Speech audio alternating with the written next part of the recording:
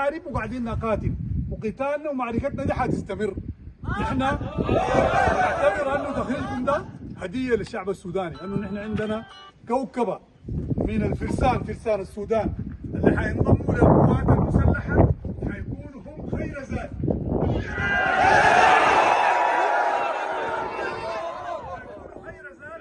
ننتهي من هؤلاء المتمردين اللي روعوا السودانيين في كل مكان. احنا بنحييكم وعبركم بندي رسائل لاهلنا في كل مكان انه نحن لن نتراجع ولن نستسلم ولن نتفاوض مع اي جهه مهما كانت. ما في شيء خوفنا، لا مسيرة تخوفنا، لا قتل، ما بنموت الا بيومنا، وما في زول بتجيه عوجه الا بيومه. عشان كده احنا حنمشي وراسنا فوق، وحنقاتل وراسنا فوق، ما حنستسلم. كل الناس سمعوا انه في مفاوضات وفي امور كثيره ماشيه حوالينا، نحن ما عندنا مانع. اي زول داير السلام للسودانيين بنقول له حبابك جيب تعال، نحن كلنا دايرين السلام، دايرين الحرب تقيف الليله قبال بكره، لكن الحرب تقيف ونحن راسنا فوق ونحن عزيزين ونحن منتصرين. الحرب بتقيف، لكن العدو قاعد في بيوت الناس وبيقتل فيهم وبينهب فيهم، الحرب ما بتقيف. العدو قاعد محاصر الفاشر ومحاصر بابا نوسة ومحاصر قرى الجزيره، الحرب ما بتقيف. العدو قاعد يهدد في كل مكان ويضرب في كل مكان، الحرب ما بتقيف. الزول اللي عنده نيه يوقف الحرب يطلع الناس ديل من الجزيره، من الجنينه، من حوالين الفاشر، من بيوت الناس، الحرب بتقيف. اي زول عنده مبادره بنقول له امشي اطرد الناس ديل طلعهم برا اذا دار توقف الحرب. الناس ديل طالما قاعدين احنا معركتنا مستمره وحربنا مستمره. نحن بنقول لكم انتم جيتوا في مرحله السودان يتعرض مؤامره كبيره جدا، ونحن وانتم قادرين ان ندحر هذه المؤامره، وقادرين ان ندمر هذا العدو. بندمره الليله، بكره، بعد بكره بندمره وبننتهي منه ان شاء الله. وبنقول للسودانيين الشباب ديل الماشيين ديل من هنا، انا جيتكم باللبس ده لبس المعركه، ما جيت بلبس تحت الشمس، عشان من هنا ندور كلنا نمشي محل العدو قاعد. ما عندنا كلام ولا عندنا حاجه ثانيه. نحن كلنا سمعنا بانه في مفاوضات، نحن مفاوضات زي ما قلت بنرحب بها، لكن اللي بيدعو للمفاوضات منه ويدعو منه نحن الحكومه السودانيه، ما الجيش براه بقاتل، مواطنين بيقاتلوا، الحركات الموقعه للسلام جوا بقاتل، الشعب السوداني كله قاعد يقاتل. عشان كده اذا في مفاوضات يجب ان تكون بمشاوره الناس ديل ومشاركتهم ورايهم. واذا في مفاوضات يفترض انه يعترف بالدوله السودانيه، هذه الدوله يجب ان تكون معترف بها وقاعده وتتم مشاورتها قبل ما تنعقد المفاوضات. يشاورونا قالوا يقولوا شنو؟ معاه منو؟ والجاي منو؟ ما في زول يسوقنا من اضاننا. ما بنمشي من اضاننا، نمشي لنا لزول نقعد نسمع ويدينا تعليمات ولا توجيهات. تعليمات والتوجيهات طالما روحنا دي في عندنا نحن ديل، ما عندنا. وما تسمعوا، ما في زول بيدينا تعليمات ولا في زول بيوجهنا غير الجيش وغير الوطن ده، واجبه علينا هو اللي بيملي علينا ان نحن نعمل شنو ونمشي وين ونسوي شنو. ما عندنا كلام مع زول ولا عندنا حاجه مع زول.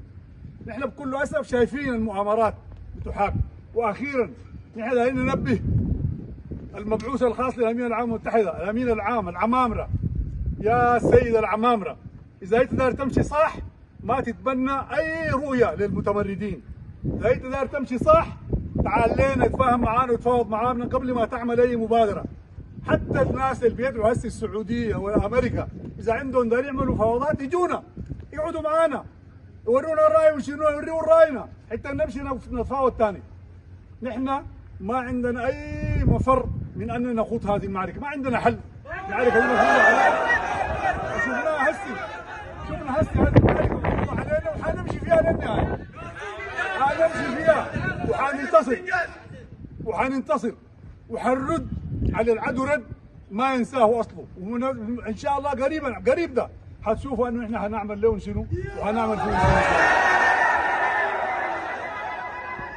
نحن بنحييكم ونرحب بكم، نقول لكم والله هذا الجيش جيش عظيم، وهذه المؤسسه مؤسسه عريقه. نحن كلنا نبذل روحنا وحياتنا عشان نحافظ عليها، رايتها تكون مرفوعه فوق. انتم حتتخرجوا او تخرجتوا الان واصبحتوا ضباط في القوات المسلحه، كل يوم حيمشي وحده من الوحدات العسكريه. الوحدات دي فيها رجال وفيها مال وفيها سلاح، ده كله حق الشعب السوداني. انتم مؤتمنين عليه، مؤتمنين على المال وعلى الرجال وعلى السلاح حق السودانيين ده. يجب ان ترعوه رعايته الحقيقيه، ترعوه رعايته الصحيحه، تبذلوا زي ما اقسمتوا جهدكم كله في اننا ندافع عن هذا البلد وندافع عن اهله وندافع عن عزته وندافع عن كرامته.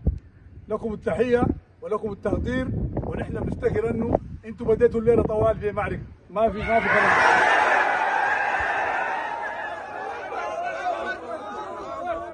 زول البتاعه دي ولا ترهب زول ولا تعمل لزول حاجه. بيموت يوم ما في زول بيجيه حاجه تقتله اذا يوم وما كامل.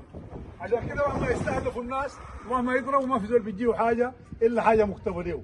نحن مؤمنين وربنا وعدنا انه حينصرنا، لانه نحن الشعب السوداني ظلم وانتهكت كرامته، سلبت امواله، اراضيه انتهبت، كل شيء عنده تدمر بفعل فئه نحن نعتبرها فئه ضاله، ميليشيا استاجروها اولاد دقلوا عشان استعمروا بها السودان.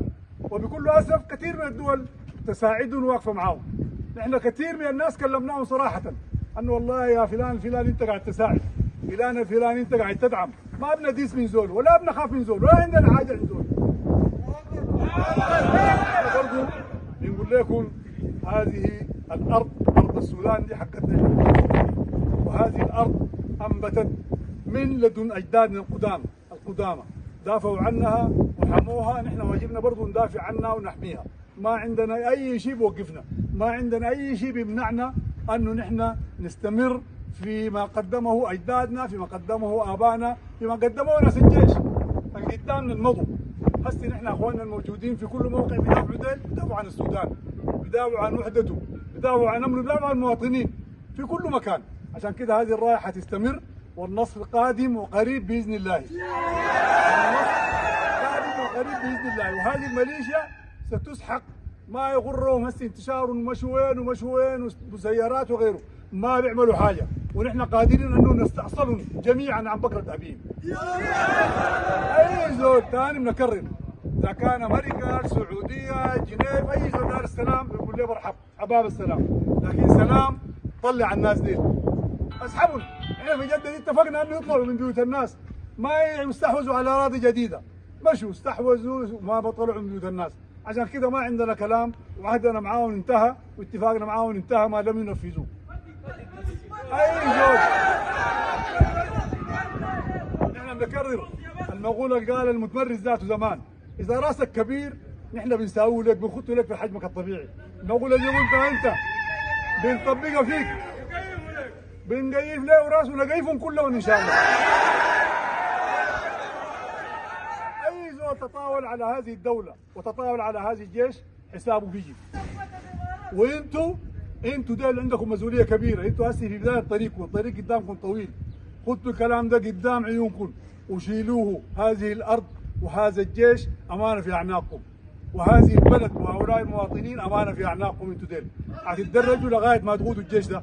كل زول ما يفكر في غير الوطن والسودان وشعبه وارضه. ما عندنا حاجه ثانيه، ما عندنا انتماء لاي جهه، ما عندنا ولا لاي جهه.